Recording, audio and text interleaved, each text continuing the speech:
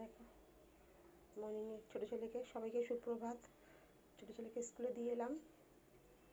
এখন এই আমলার হলুদটা খাবো, খেয়ে 1 গ্লাস জল খাবো। সকালে একটা থাইরয়েডের ওষুধ খেতে হয়। পকোড়াটা ভাজবো, একটু চিকেন বানাবো। আর এই ডুমুর দেখো, এটা তোমরা চেনো? ডুমুরটাকে কাটতে ঝামেলা, খাওয়া খুব উপকার, কিন্তু একটু কাটতেই সময় লাগে। তাই আজকে কেটে রাখবো, আজকে বানাবো না, কালকে বা পরশু বানাবো। দেখো এটাকে বলা হয় খুদ ভাত। খুদ ভাত বলা হয়। আমার মা খুব ভালো খুদ রান্না করে। বড় ছেলে খেতে খুব ভালোবাসে, তাই মা সকাল সকাল খুদ ভাত দিয়ে গেল বড় ছেলের জন্য রান্না করে। আর আজকে আমি একটু উচ্ছে ভেজেছি, আর ওই পকোড়া ভাজবো, আর একটু চিকেন করবো, ব্যাস। আর কিছু করবো না। ছোটো ছেলেটাকে আমাকেই আনতে যেতে হবে। পকোড়াগুলো ভাজা হয়ে যাচ্ছে, খিচুড়িও হয়ে যাচ্ছে। এবার একটু ভাত পেঁপে সিদ্ধ দেবো একটুখানি। এবার হলুদ আর এটা খেয়ে নিয়েছি। এবার একটু ওই যে হলুদ আর আমড়াটা খাওয়ার পরে 1 গ্লাস জল খাই, তারপরে এবার এইটা দুটো আমলা আমার এই দুটো খাবো। সকালে কাজ অনেক বেশি, সময় অনেক কম। আবার ছোট ছেলেকে আনতে যেতে হবে। কড়াতে একটু তেল দিয়ে শুকনো লঙ্কা দুটো, একটা তেজপাতা দিয়ে দিলাম। আমি যখন যেমন থাকে তখন তেমন মশলা দিয়ে চিকেন বানাই। কোনো রোজ দিন যে একই রকমভাবেই একই মশলা দিয়েই বানিয়ে ফেলবো, যখন যা থাকে ঘরে সেটা দিয়ে আমি করে ফেলি। আমি খুব বেশি ভালো রান্না করতে পারি না, যেটুকু পারি সেটাই তোমাদের সাথে শেয়ার করছি। কিছু ভুল হলে তোমরা বলো, পরের বার আমি ঠিক করে নেব। খুব ব্যস্ত থাকি সকাল থেকে। ছোটো ছেলেকে স্কুলে দেওয়াটাই সবথেকে বড় কাজ। স্কুলে দিয়ে এসে এবার রান্নাবান্না করে, আজকে ওর বাবা নেই, বললাম আগেই, ঘরে নেই। আমাদের একটা জায়গা আছে, সেখানে একটু যাই দেখাশোনা, যেই বকফুল দেখাই মাঝে মাঝে, সেই বকফুলের বাড়িতেই গাছ আছে, ওখানে যাই। আমাদের যে বাড়িতে আমি থাকি সেখান থেকে আধা ঘন্টা মতন লাগে যেতে।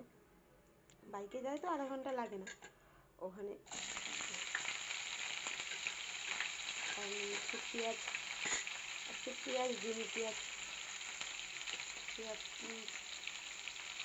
পাতার সাথে যে পেঁয়াজগুলো ছিল সেটাতেই আমি দিলাম।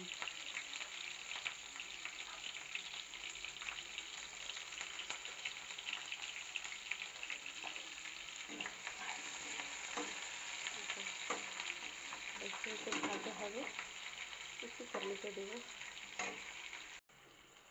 একটু আদা রসুনের পেস্ট দিয়ে দিলাম, সামান্য একটু টমেটো দিয়ে দিলাম। এটা একটু ভাজা হোক, ততক্ষণ আমি একটু অন্য কাজ করে আসি। একটু ধনে পাউডার দিয়েছি। লঙ্কাটা একটু বেশি দিই, লঙ্কার গুঁড়োটা, কারণ আমার হাজব্যান্ড একটু ঝাল ঝাল খেতে ভালোবাসে। মশলাটা একটুখানি শুকনো তো, তাই অল্প একটু জল দিয়ে দিলাম। একটু নুন দিলাম, একটু হলুদ, আর একটু মশলাটা কষা হয়ে গেলেই চিকেনের পিসগুলো দিয়ে দেবো।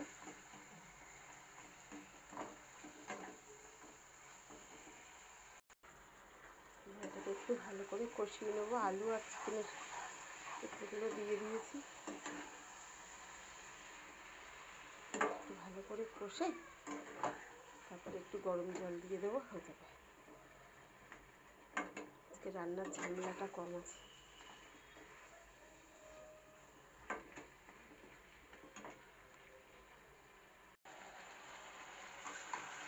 কষানো প্রায় হয়ে এসছে। এদিকে ভাত বসিয়েছি, ছেলের বোতলগুলো ফোটানোর জন্য জলটা গরম করে দিয়েছি করে।